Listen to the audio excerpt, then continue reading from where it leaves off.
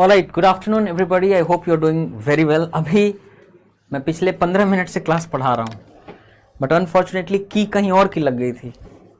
अभी मालूम चला कि स्ट्रीम ही नहीं हो रहा है कोर्स। एनीवेज, तो मैं जो पीछे पढ़ाए हैं वो वापस चलते हैं, है ना।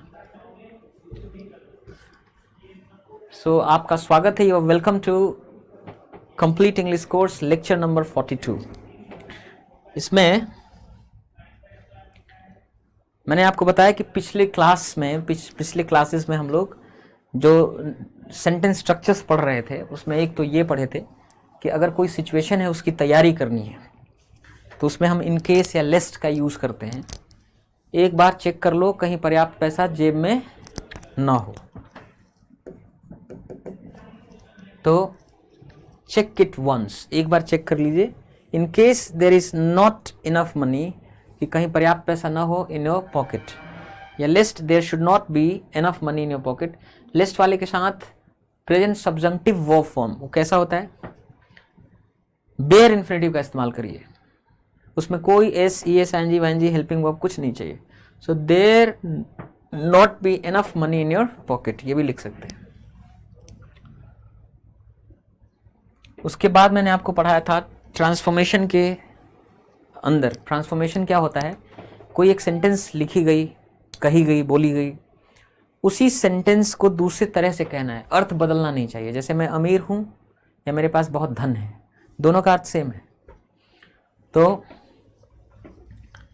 ट्रांसफॉर्मेशन के तहत हमने आपको सिखाया TOO एडवर्ब है जिसका मतलब होता है आवश्यकता से अधिक, और इनफ मतलब होता है पर्याप्त रूप से। अच्छा, दोनों में फ़र्क ये है कि जब TOO लगाते हैं यानी नेगेटिव सेंस होता है, आवश्यकता से अधिक मतलब इतना अधिक कि काम नहीं हो पाएगा, इतना अधिक, इतना ज़्यादा कि काम नहीं हो पाएगा। और इसका अर्थ क्या होता है, इनफ मतलब पर्याप्त रूप से, यानी इतना पर्याप्त कि काम हो जाएगा, इतना कि काम हो जाएगा।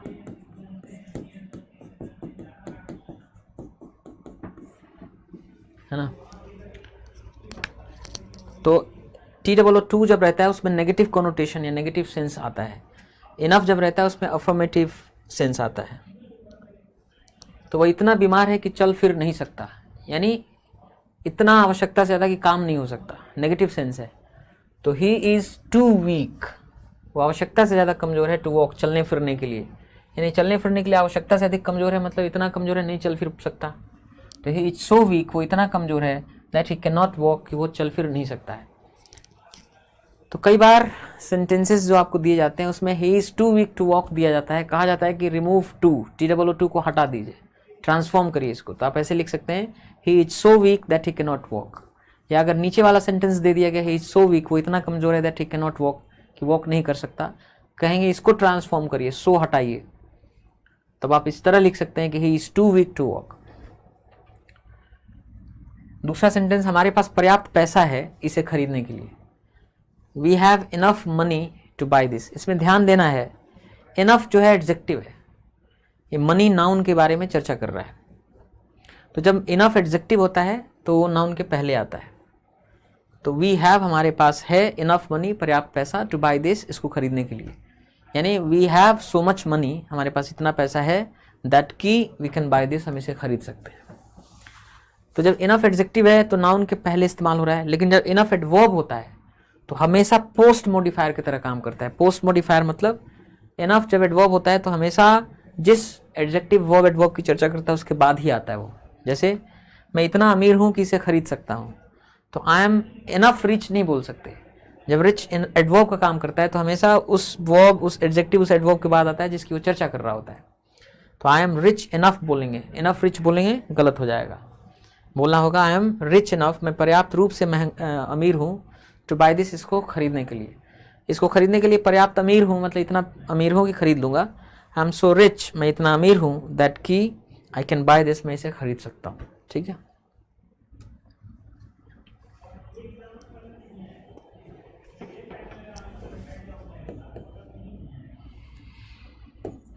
मैं इतना इतना समझदार हूँ कि उससे नहीं लड़ूंगा।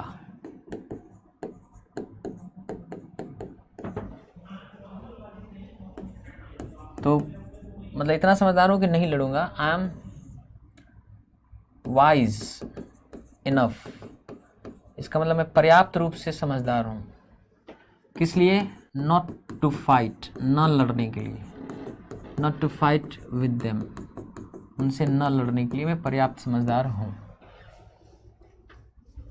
या आई एम सो वाइज, मैं इतना समझदार हूँ दैट आई कैन नॉट या आई विल नॉट फाइट, मैं नहीं लड़ूंगा विद देम, उनसे। ठीक है।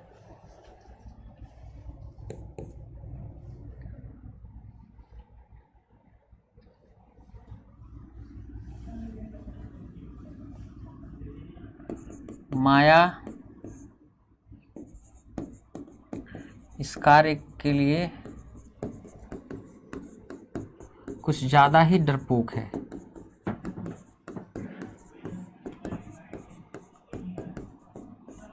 मतलब वो इतनी डरपोक है कि वो काम नहीं कर पाएगी। तो माया इज टू टिमिड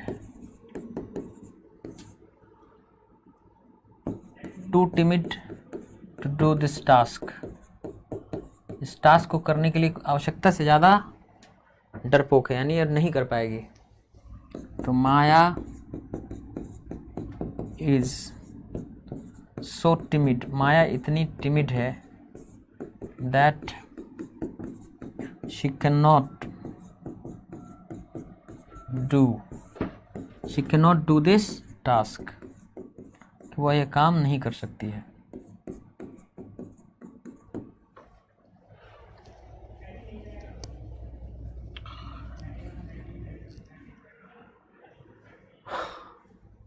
देखिए, आप कहते हैं कंपैरिजन करते हैं, कंपैरिजन तुलना, वो मेरे उम्र का है।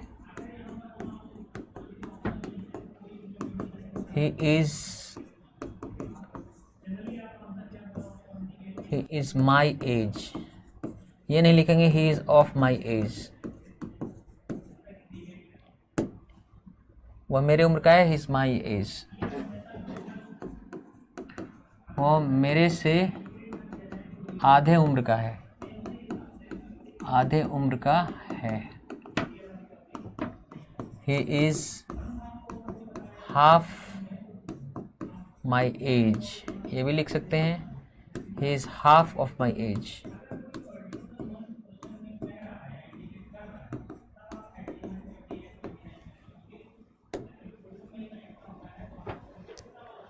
he is half of my age, he is half my age। एक बात बताऊं आपको, जब आप किसी का एज बता रहे हैं, colour, height, weight, size, shape,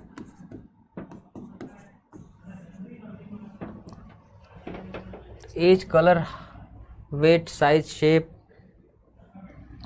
तब आप उसमें ऑफ का प्रयोग नहीं करते हैं। ध्यान रखना है कि तब आप उसमें ऑफ का प्रयोग नहीं करते हैं। जैसे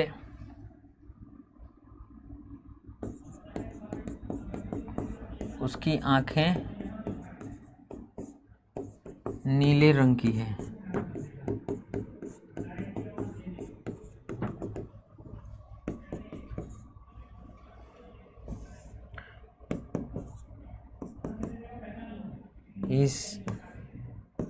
his eyes are blue color। ये नहीं करना है कि यहाँ ऑफ लगा दिया,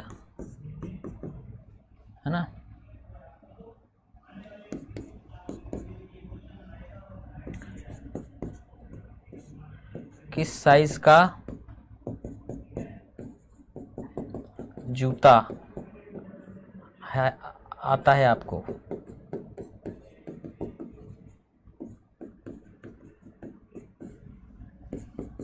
What shoe size are you? अब ये नहीं कि आपने यहाँ ऑफ कर दिया। What shoe size are you? Of नहीं लगाना है, ठीक है।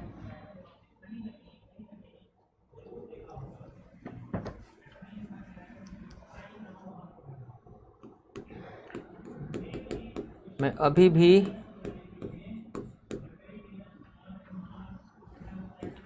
उसी वजन का हूँ।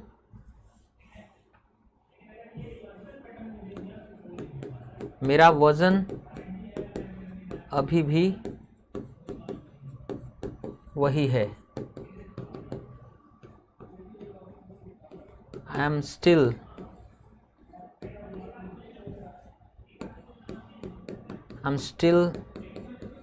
the same weight. मैं अभी भी उसी वजन का हूँ।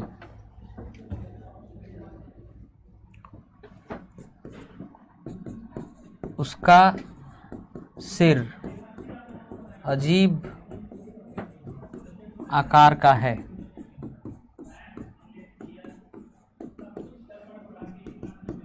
His head is a funny shape.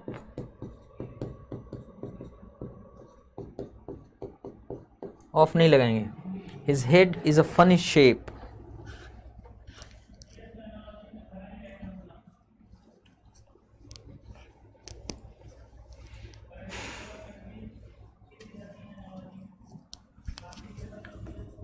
वह 7 फीट का है। He is 7 feet.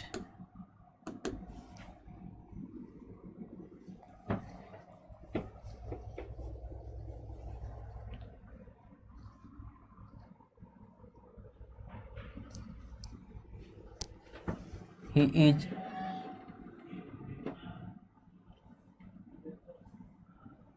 7 feet tall बोल सकते हैं, यही 7 feet भी बोल सकते हैं। टॉल नहीं भी लिखेंगे तो चलेगा।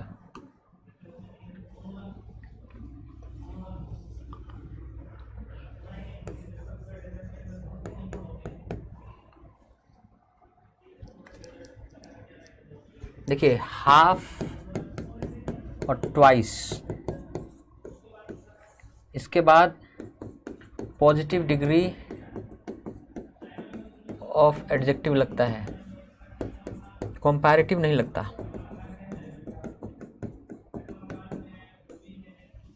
जैसे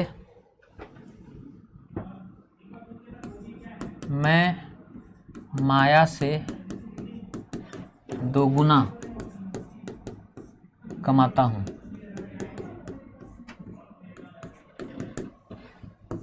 I earn, मैं कमाता हूँ twice more than Maya does। जितना माया कमाती है उससे 2 गुना ज़्यादा कमाता हूँ। Twice more than Maya does। क्या होगा? Twice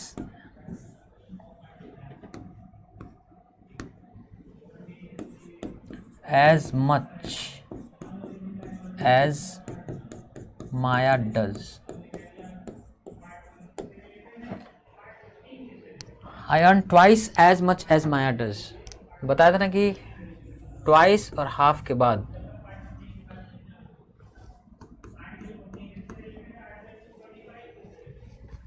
comparative degree of adjective नहीं लगता है।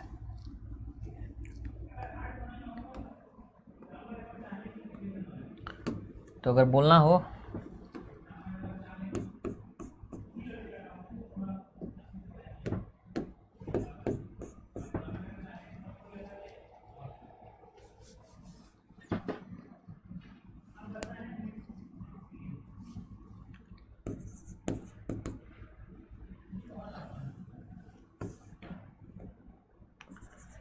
इसकी ऊंचाई माउंट एवरेस्ट की आधी है। इसकी ऊंचाई माउंट एवरेस्ट की आधी है। It is half taller than Mount Everest is. It is half as tall as Mount Everest is. तो हाफ और ट्वाइस के साथ ध्यान रखना है।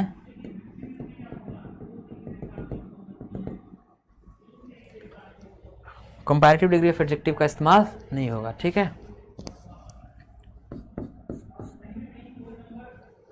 अब बोलेंगे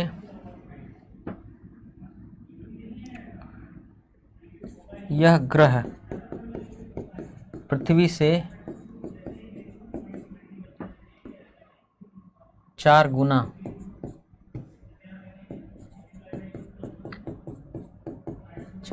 ज्यादा बड़ा है। This planet is 4 times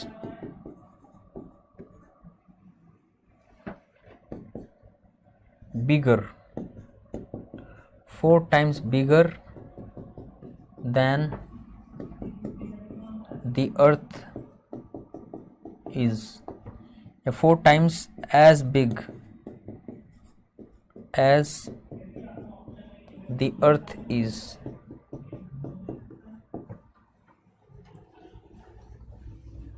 यह अगर ग्रह पृथ्वी से 4 गुना ज़्यादा बड़ा है तो this planet is 4 times bigger than the earth is, या this planet is 4 times as big as the earth is.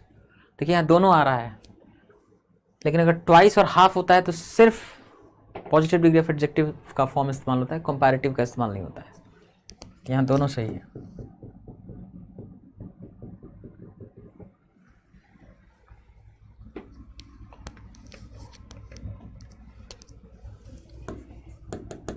मैं उतना ही खाता हूं जितना तुम खाते हो।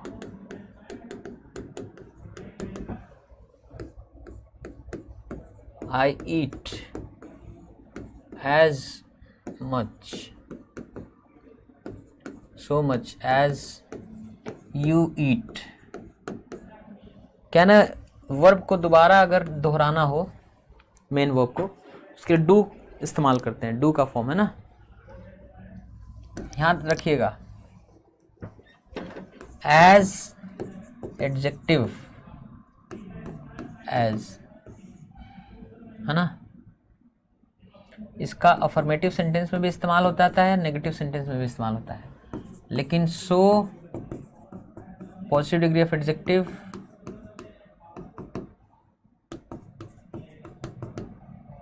एज, इसका इस्तेमाल अफर्मेटिव में नहीं होता, केवल नेगेटिव सेंटेंस में होता है, ठीक है ना। तो आई ईट सो मच एज नहीं बोलेंगे, आई ईट एज मच, इतना ज़्यादा as you do. Much positive degree of adjective है ना, मच, मोर, मोस्ट।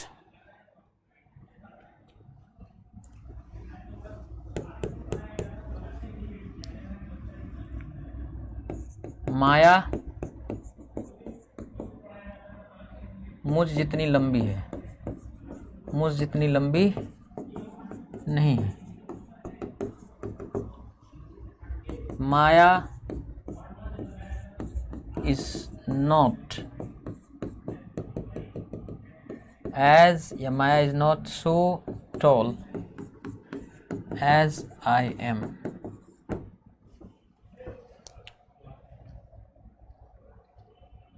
देखिए नॉट है इसलिए सो लग गया है ना।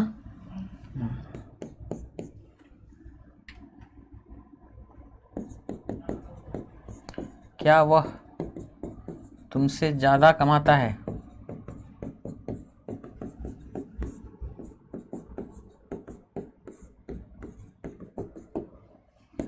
तो डज ही अर्न, क्या वह कमाता है, मोर ज़्यादा, देन यू अर्न, जितना तुम कमाते हो। So does he earn more than you do, जितना तुम कमाते हो क्या उससे वो ज़्यादा कमाता है।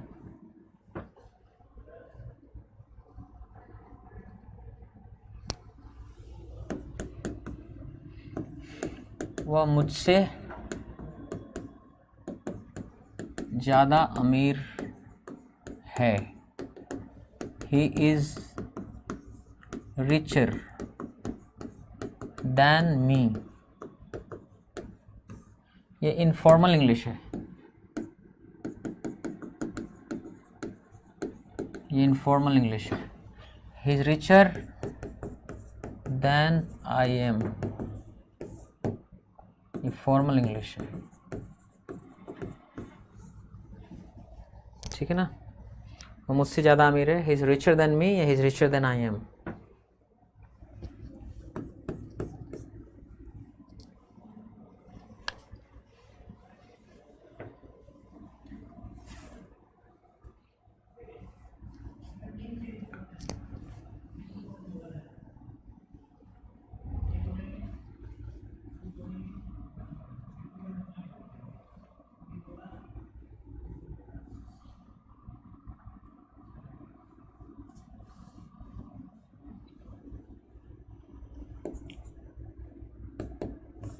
इसको ऐसे ही बोल सकते हैं कि आई एम नॉट, मैं नहीं हूँ, एज या सो रिच, उतना अमीर नहीं हूँ, एज ही इज़, जितना वो है। सबका मतलब एक ही है, मैं उतना अमीर नहीं हूँ जितना वो है, यानी वो मुझसे ज़्यादा अमीर है, is richer than I am, है ना।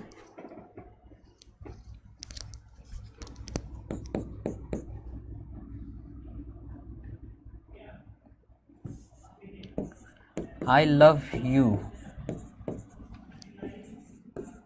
more than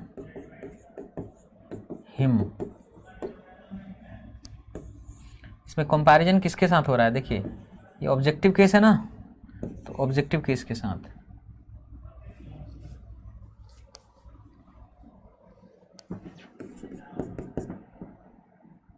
मैं प्रेम करता हूं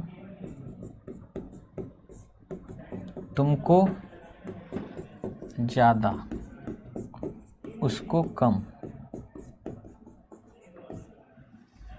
समझ में आ रहा ना।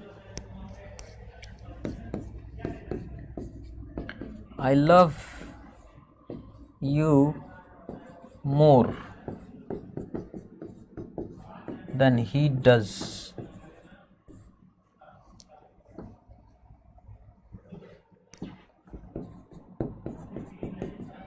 मैं तुमको ज़्यादा प्यार करता हूँ,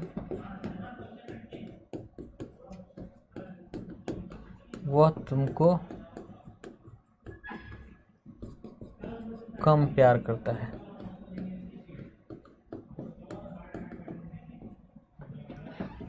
समझ आ रहा ना। इसमें तुलना किसकी हो रही है,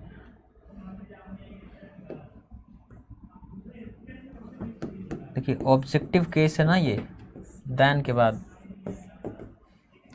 तो ये ऑब्जेक्टिव केस का ऑब्जेक्टिव केस से तुलना होगा। यहाँ देन के बाद क्या है, सब्जेक्टिव केस है, तो यानी सब्जेक्ट से तुलना होगा, है ना। कि I love you more than he does, मैं तुमसे प्रेम करता हूँ ज़्यादा, देन ही डज, जितना वो करता है उससे। तो देन के बाद देखना है, ऑब्जेक्टिव केस है मतलब ऑब्जेक्ट ऑब्जेक्ट की तुलना है, और देन के बाद अगर सब्जेक्ट है यानी सब्जेक्ट की तुलना है, ठीक है ना। इसलिए अर्थ दोनों का देखो अलग अलग है। आई love you more than him, मैं तुमसे प्रेम करता हूँ ज़्यादा, देन हिम, उसको जितना करता हूँ उससे ज़्यादा। मतलब मैं तुमको प्रेम ज़्यादा करता हूँ, उसको कम करता हूँ। एंड आई लव यू मोर, मैं तुम्हें प्रेम करता हूँ ज़्यादा, देन ही डज, जितना वो तुमसे करता है उससे ज़्यादा। यानी वो भी करता है तुमको प्यार, मैं भी करता हूँ, मैं ज़्यादा करता हूँ, वो कम करता है ना। So that's difference.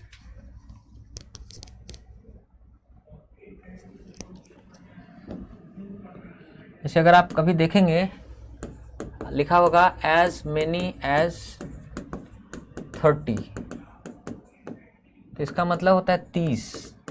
इसका कोई अर्थ नहीं है, बस क्या करता है, इसको संख्या पर थोड़ा सा आपका अटेंशन अट्रैक्ट करता है, आपका ध्यान आकर्षित करता है ना। या आपने लिखा है as much as 5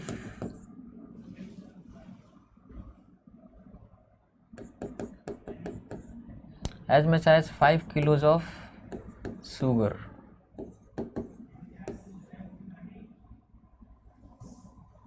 as many as 30 students। तो इसका मतलब होता है 30 विद्यार्थी, और इसका मतलब है 5 किलो चीनी।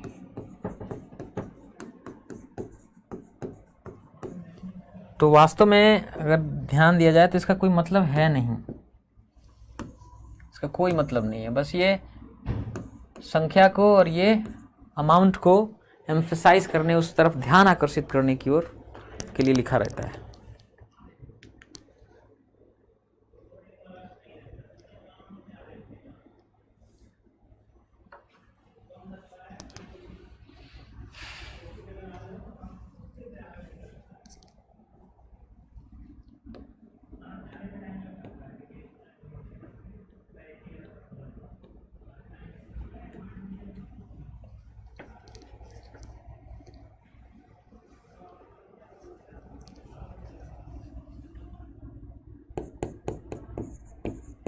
वह तुमसे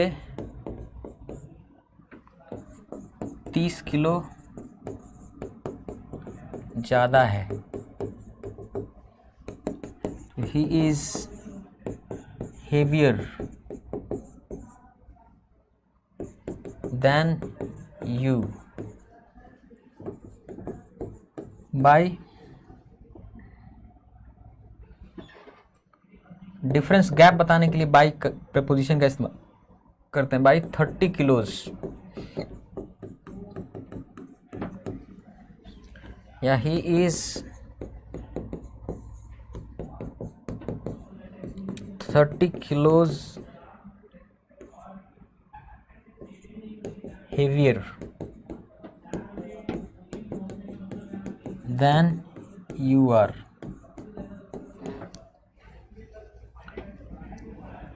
है ना।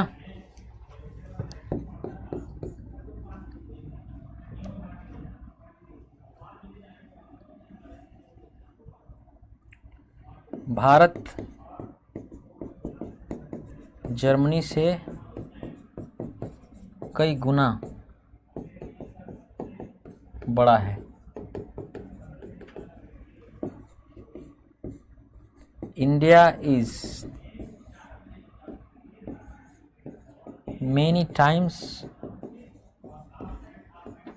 bigger than Germany is many times as big as Germany is।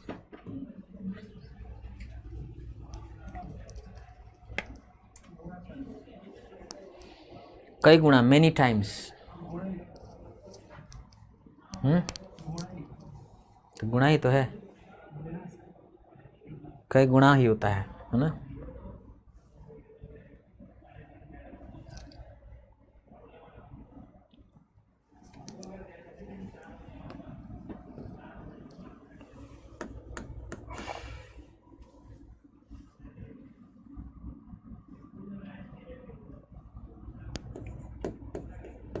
Ram और श्याम में ज़्यादा बड़ा कौन है?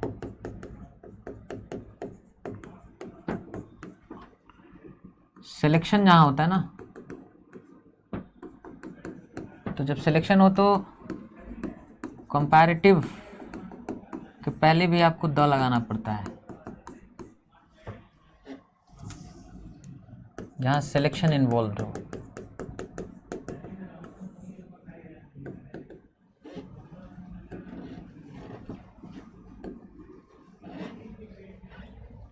राम और श्याम में बड़ा कौन है?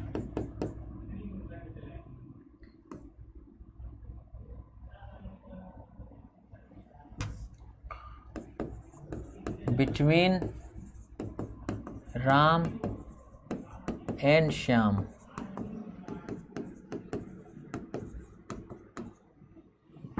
who is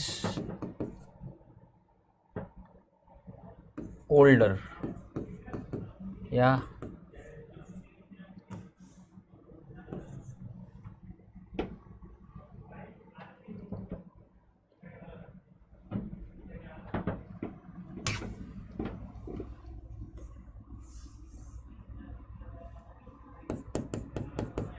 who is the older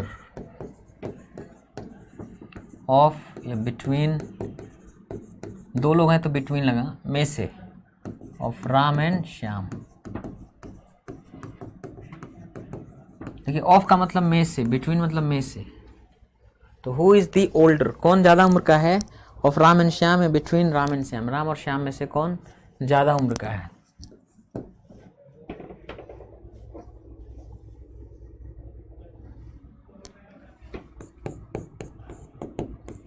junior, senior, inferior, कमतर, जूनियर कनिष्ठ, सीनियर बड़ा वरिष्ठ, इंफीरियर कमतर, सुपीरियर बेहतर, इंटीरियर और जो अंदर की तरफ स्थित हो, एक्सटीरियर जो और बाहर की तरफ स्थित हो। इनके बाद दैन का इस्तेमाल नहीं होता है, इनके साथ दैन का इस्तेमाल नहीं होता है, इनके साथ टू का इस्तेमाल होता है। वो मुझसे जूनियर है, ही इज जूनियर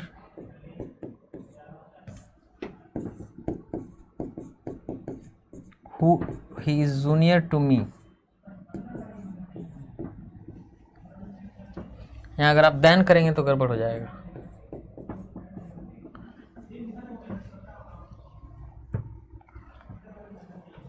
एक वर्ड होता है प्रिफरेबल, प्रिफरेबल मतलब होता है ज्यादा अच्छा।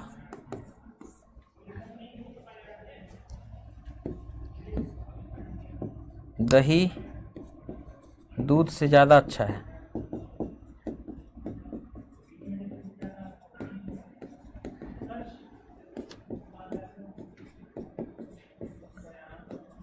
Curd is better than milk, ये बोल सकते हैं, या curd is preferable to milk.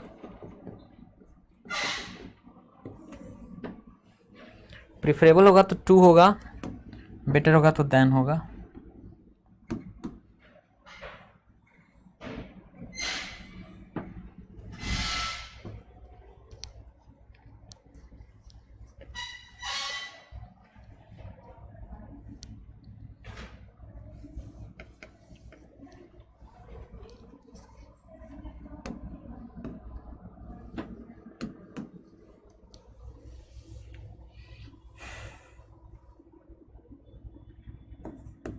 Bharat दुनिया के सबसे बड़े देशों में से एक है।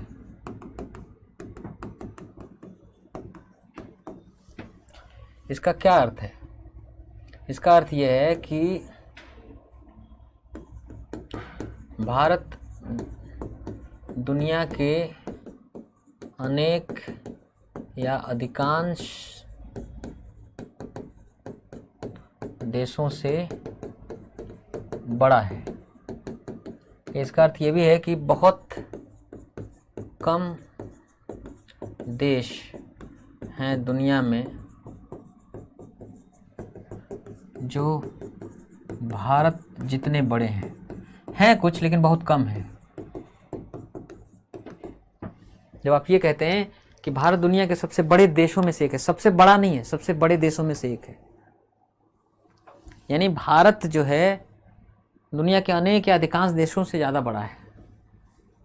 कुछ ऐसे भी हैं जो इसके बराबर के हैं, इससे बड़े हैं, पर अधिकांश इससे छोटे ही हैं।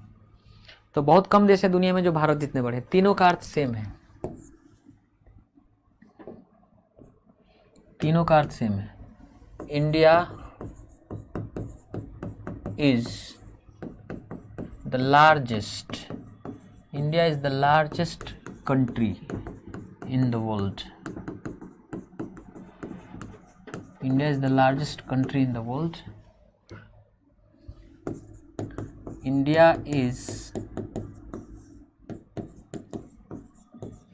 larger than, भारत ज़्यादा बड़ा है than many या most other countries, जो अधिकांश दूसरे कंट्रीज हैं in the world, दुनिया में, उनसे। तो देखिए दोनों का मतलब सेम है। या very few countries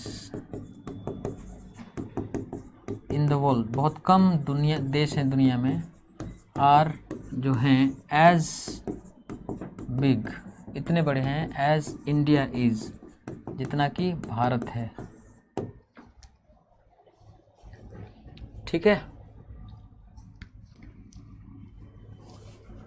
समझ में आ रहा है ना? तीनों का अर्थ क्या है? सेम है।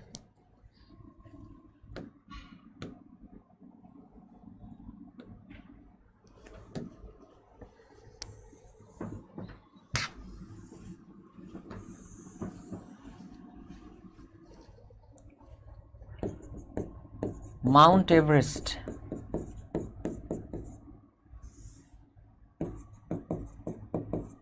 माउंट एवरेस्ट दुनिया की सबसे ऊंची शिखर या चोटी है।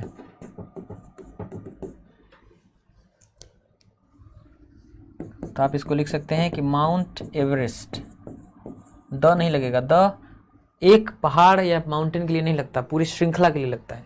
तो Mount Everest is the highest.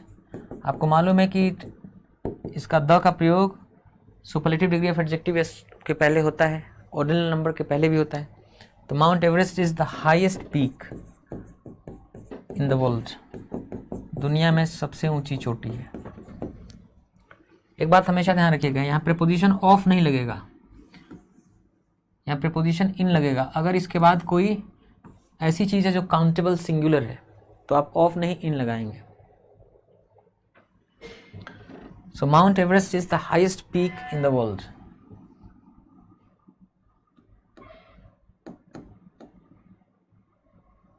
ठीक है,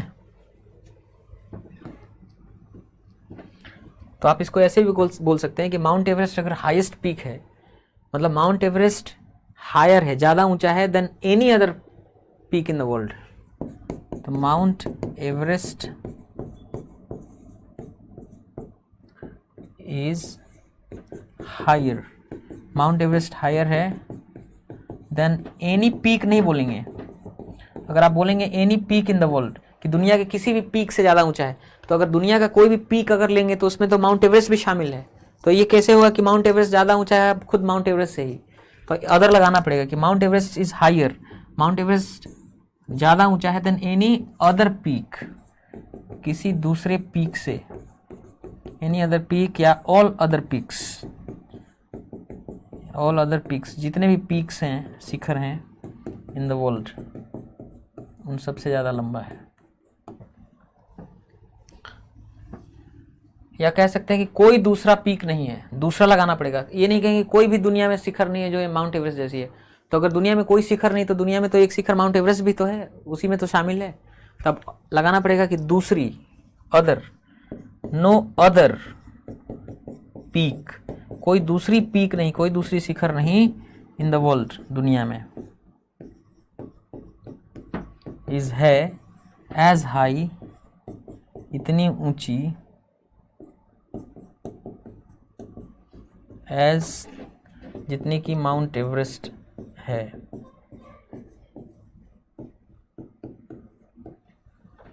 ठीक है,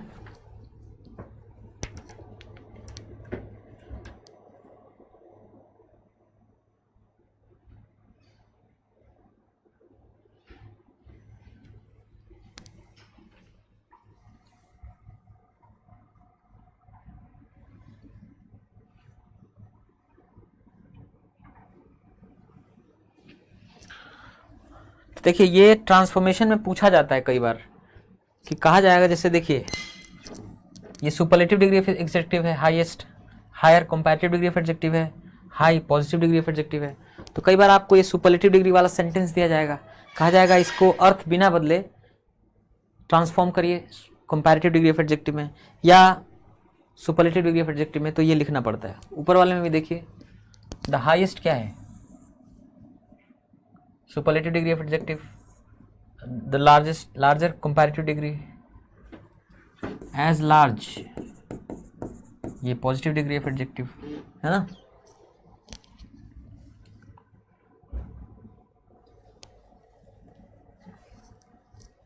जैसे एक सवाल अक्सर पूछा जाता है एग्जाम में, उस पर गलती भी होती है कि भारत की जलवायु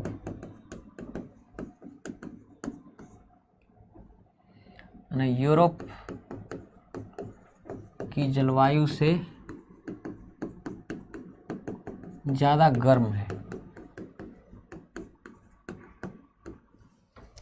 तो लोग लिखते हैं कि the climate of India, the climate of India is hotter, ज़्यादा गर्म है देन यूरोप। अब ये गलत हो गया। क्यों गलत हो गया भाई? आपने क्लाइमेट की तुलना कर दी किससे? यूरोप से। यूरोप एक देश है, क्लाइमेट मतलब जलवायु, तो देश की जलवायु की तुलना कैसे हो सकती है? इंडिया की जलवायु की तुलना यूरोप की जलवायु से करना पड़ेगा। तो ऐसा लिखना गलत है, वहां पे क्या लिखना चाहिए? देन क्लाइमेट, क्लाइमेट के लिए दैट आ जाएगा, दैट ऑफ यूरोप, यानी यूरोप का जो दैट यानी क्लाइमेट है उसकी अपेक्षा, है ना। ठीक है, कि the climate of India, Bharat की जलवायु इज हॉटर, ज़्यादा गर्म है, देन दैट ऑफ यूरोप, यानी क्लाइमेट ऑफ यूरोप, यूरोप के क्लाइमेट से। ठीक है,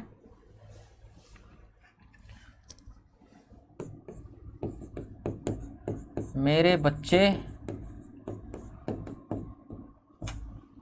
आपके बच्चों से छोटे हैं।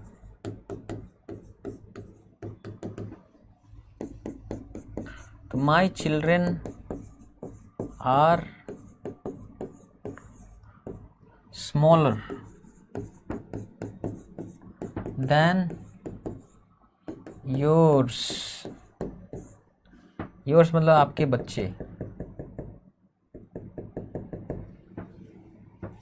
समझ आ रहा ना?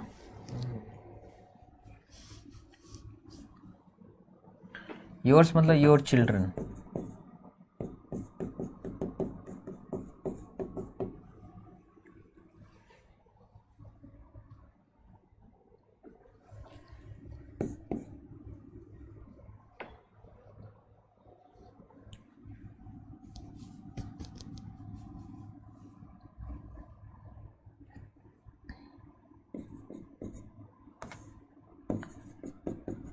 आपका बैग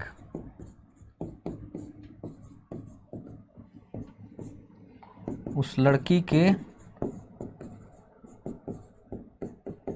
बैग से ज़्यादा बड़ा था।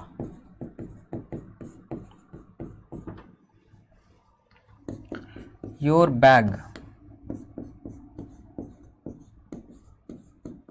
Your bag was bigger, your bag was bigger than that, यानी bag of that girls।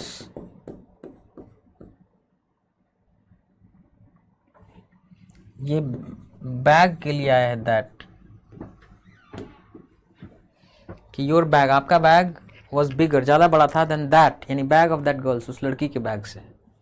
ठीक है,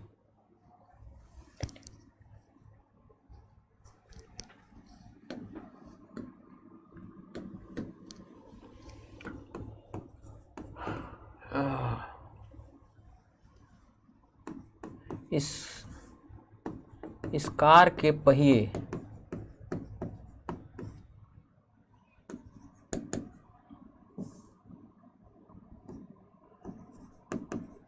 आपके कार के पहियों से ज़्यादा बड़े हैं।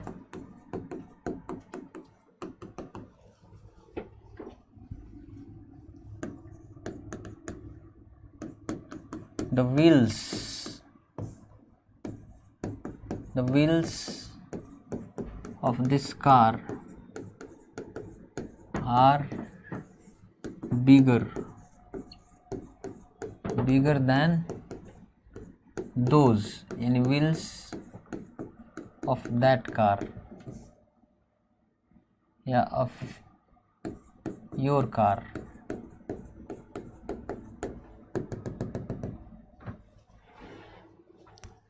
यहाँ व्हील्स है ना, इसीलिए तो यहाँ प्लुरल आया those. The wheels of this car, इस कार के व्हील्स आर बिगर, ज़्यादा बड़े हैं, देन दोज यानी व्हील्स ऑफ योर कार, आपके कार के व्हील्स से। समझ में आ रहा है ना? तो दैट लगाएंगे जब सिंगुलर होगा, दोज लगाएंगे जब क्या होगा, प्लुरल होगा।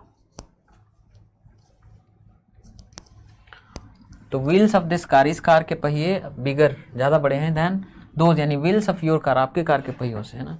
यहाँ दोज नहीं लगाएंगे तो मामला गड़बड़ हो जाएगा।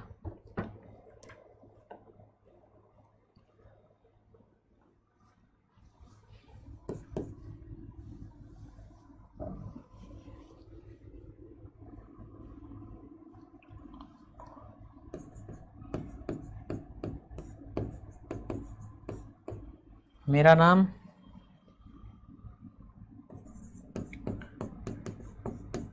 इस लिस्ट में सबसे ऊपर है। My name is at the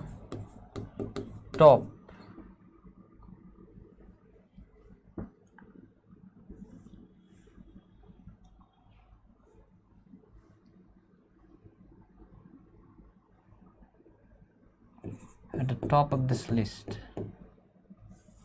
at the top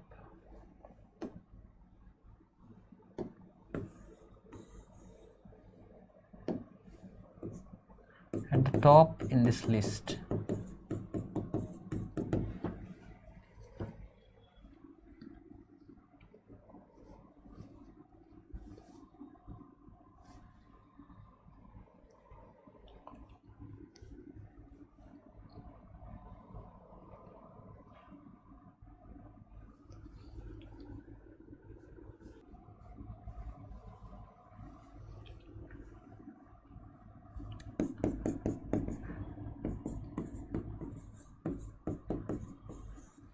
My name is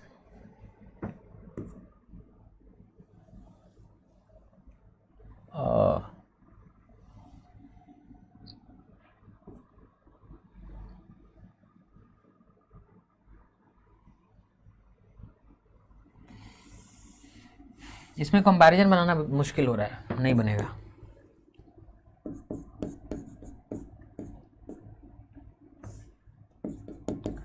क्या आप अपने परिवार में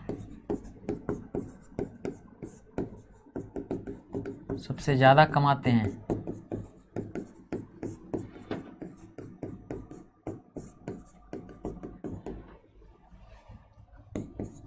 Do you earn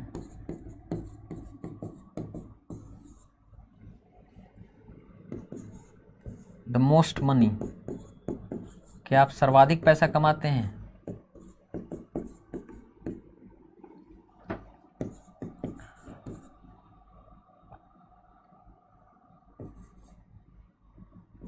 among your family members.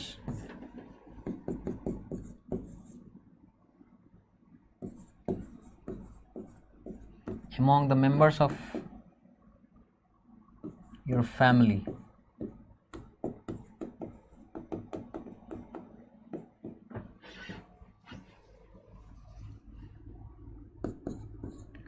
Do you earn, क्या आप कमाते हैं more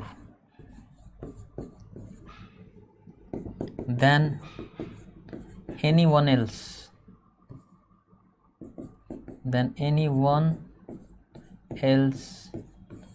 या anybody else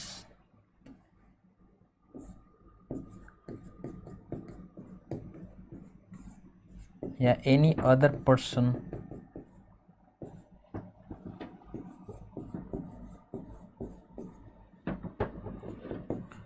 of your family.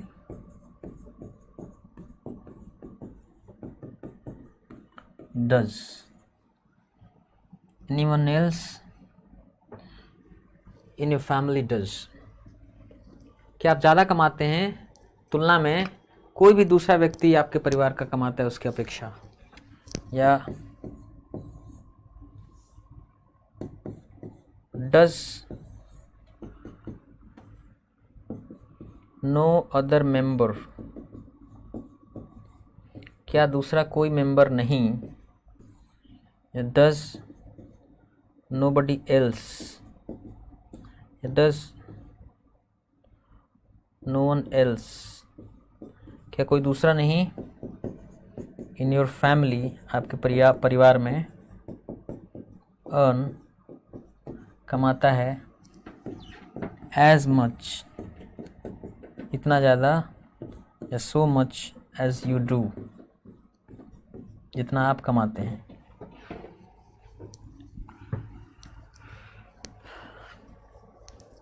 ज़रा इस पर ध्यान दीजिए, थोड़ा ठहर के देखिए, समझिए. क्या आप अपने परिवार में सबसे ज़्यादा कमाते हैं? Do you earn the most money, सबसे ज़्यादा पैसा among the members of your family, आपके फैमिली मेंबर्स में से क्या आप सबसे ज़्यादा पैसा कमाते हैं? या डू यू अर्न, क्या आप कमाते हैं मोर, ज़्यादा, मोर मनी भी लिख सकते थे कि do you earn more money या more than anyone else या एनीबडी एल्स, कोई दूसरा अन्य या एनी अदर मेंबर या कोई दूसरा member in your family does, वो जो कमाता है क्या उससे ज़्यादा आप कमाते हैं, है ना? या डज नो अदर मेंबर, या डज नोबडी एल्स या नो वन एल्स, क्या कोई दूसरा नहीं इन योर फैमिली आपके परिवार में अर्न कमाता है एज मच या as so much as you do, जितना आप कमाते हैं, है ना?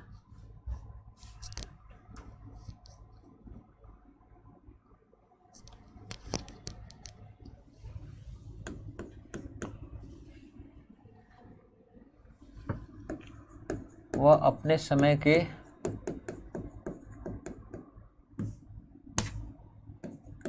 समय में शहर के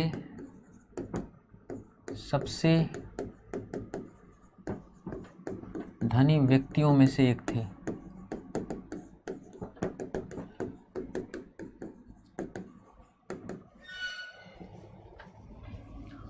ही वॉज रिचेस्ट नहीं थे, सबसे अमीर नहीं थे, अमीर लोगों में रिचेस्ट पर्सन्स जो है पीपल थे उनमें से एक थे. He was one among the richest, और यहाँ पे पर्सन नहीं होगा, पर्सन्स, ढेर सारे लोग होंगे उनमें से नहीं एक निकालोगे, हमेशा प्लुरल होता है. यहाँ एग्जाम में यहाँ सिंगुलर दे देता है, जब वन आपने बोल दिया तो यहाँ प्लुरल होगा, तब में से एक निकालोगे ना. तो ही वॉज वन, एक थे, ऑफ द रिचेस्ट पर्सन या पीपल, जो सबसे अमीरतम लोग थे उनमें से एक थे. ऑफ हिज टाइम या एट हिज टाइम, अपने टाइम के सबसे अमीरतम लोगों में से एक थे, यानी वो ज़्यादा अमीर थे अधिकांश लोगों से. ही वॉज रिचर देन, वो ज़्यादा अमीर थे देन मैनी या most other people in the city, शहर में at that time.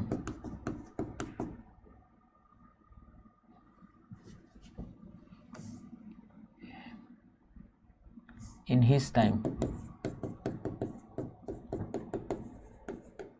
या ऑफिस टाइम, यहाँ पे भी इन द सिटी लिखना चाहिए, इन द सिटी, इन या ऑफिस टाइम। तो he was richer than many most other people in the city in his time या ऑफिस टाइम। या वेरी फ्यू, बहुत कम, very few people in the city, बहुत कम लोग शहर में, इन हिज टाइम या ऑफिस टाइम, उनके समय के, वर थे, एज रिच, इतना अमीर, एज ही वॉज, जितना वो थे,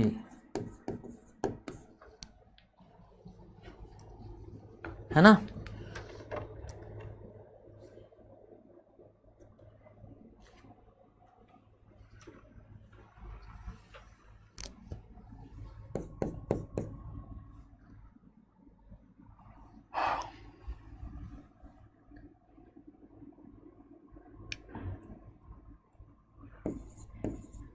Udit Narayan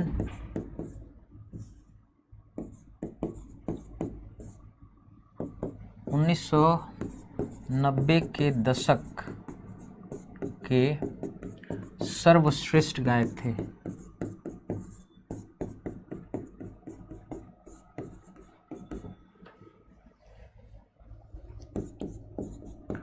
Udit Narayan was the best singer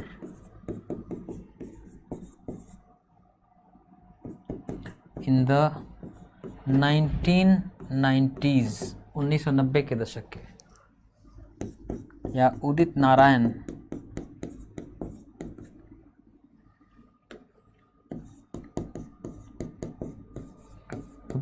was better than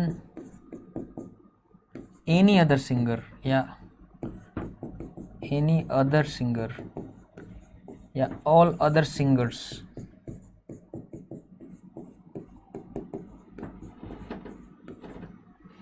So Udit Narayan was better than any other singer, या all other singers in the 1990s।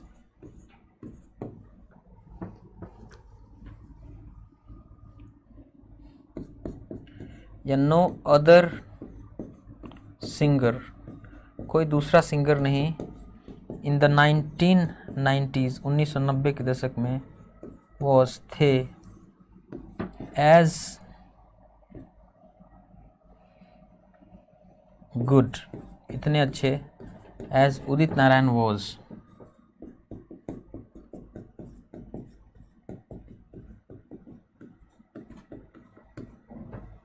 ठीक है।